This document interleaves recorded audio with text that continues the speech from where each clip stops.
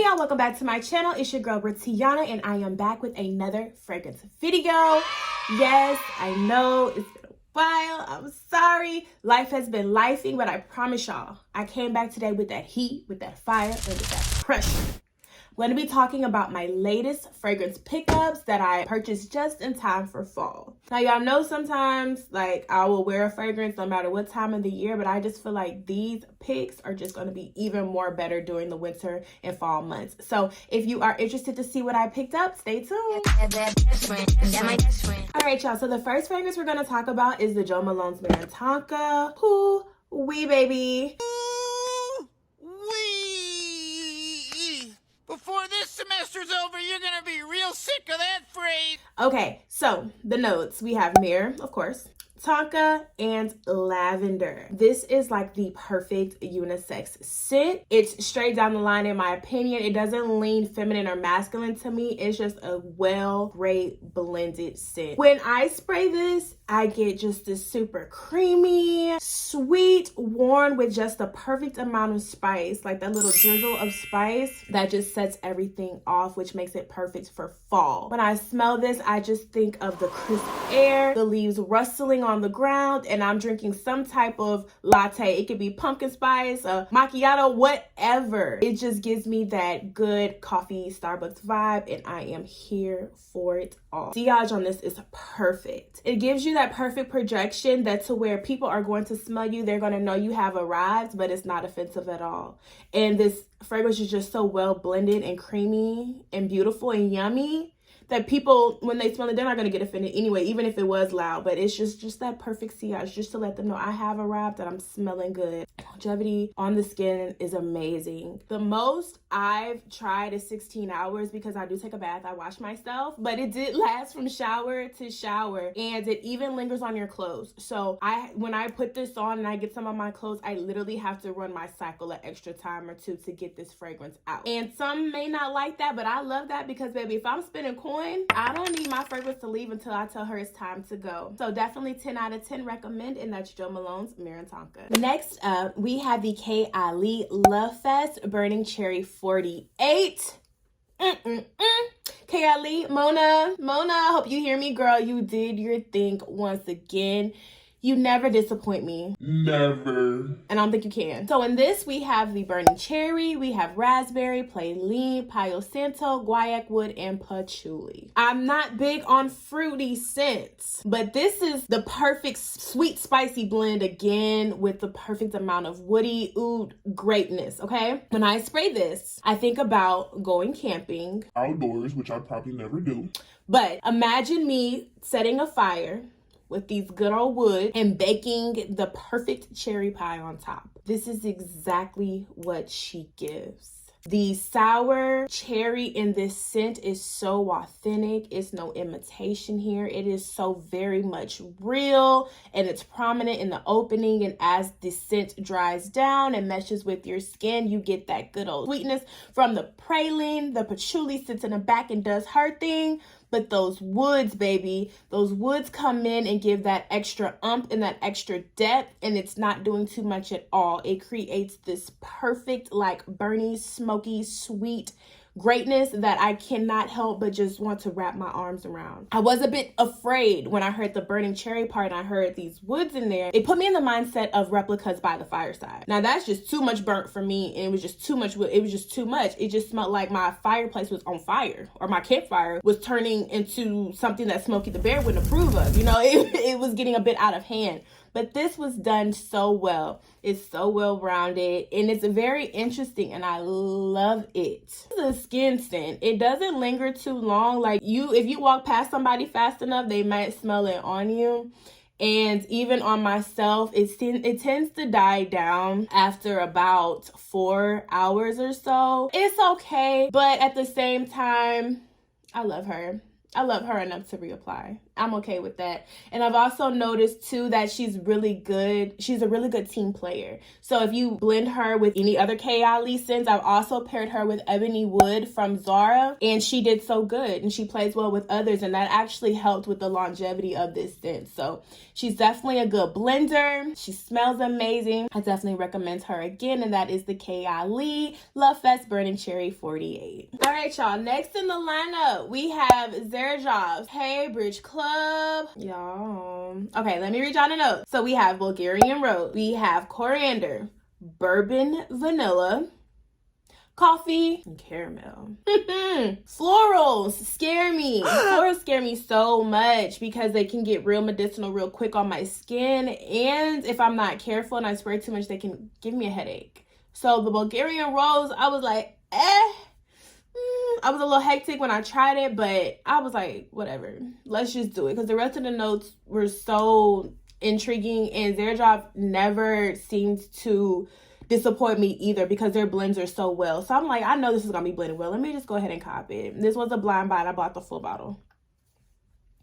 Don't judge me. In the opening, I'm not gonna lie, the first time I sprayed this, I was upset because it immediately smelled medicinal. It was the Bulgarian Rose and the coriander just slapping me in the face at first whiff. But baby, ooh-wee. When she dries down, the bourbon vanilla gives you like this creamy, boozy type of vibe, and then the coffee comes in. But that coriander, y'all know me, y'all see a trend here, it's that spice. That coriander just adds that extra kick on the dry down. She decided to settle down a little bit. She jumps in your face at first, but she takes a step back and she plays well with the rest of the team. Then out of nowhere, this Bulgarian Rose just sets in and it just makes it so pretty. It just adds a little bit more femininity with my chemistry for this perfume. It's actually inspired me to try more rose scents. It's so good. This is a unisex scent as well.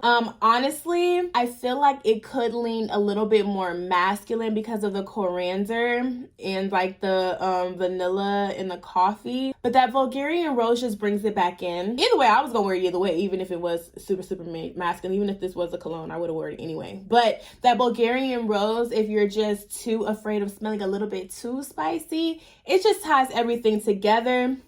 And then she holds hands with the vanilla to just offer that little sweetness as well too. But ooh-wee, so good, so yummy. Again, blended so well and plays well with others as well. I've done so many combos with this fragrance. It is unreal. Sillage, again, Chef's Kiss, performs all day and yesterday as the other Zara Jobs fragrances does. So, ooh, I don't know if you want to be crazy risk taker like me and blind buy this. I don't know, the spices mixed with the rose. I say go ahead and get a sample. Get a decant. Get a decant. Get a good size decant too, because I promise you, you're gonna put a good dent in it. You're gonna go through it. But I definitely recommend this as well too. It's just that spicy, smooth blend that Zara Jobs. Just try it. Just take my word, okay? So again, that's Zara Jobs Cambridge Club. Next on the lineup, we have YSL's Libre Le Parfum. Love her. Last year in my fall video, we had her big sister, the Libre Intense. She stole her big sister spotlight, and I'm here to tell you why. So in this fragrance, we do have the lavender, we have orange blossom, but we have the star of the show, which is the saffron. When I first picked this up, well, first let me say, I picked this up because of the saffron, because I love saffron. Saffron is my favorite note ever. So when I heard that, it was an immediate blind buy for me. I went ahead and opted for the 1.7 ounce because I have the 3 ounce one in the Intense. So I was like, let me chill. But let me tell you, okay. So when you first spray this in the opening, this is literally the Intense. And I was mad.